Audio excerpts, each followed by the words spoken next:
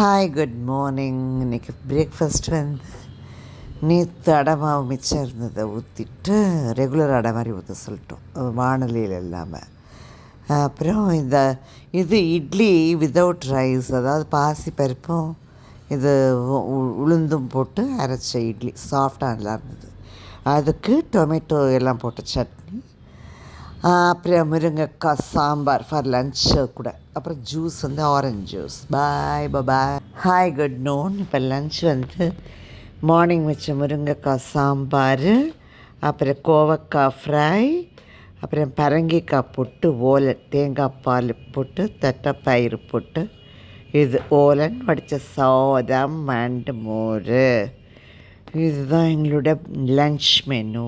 பாய். Bye-bye.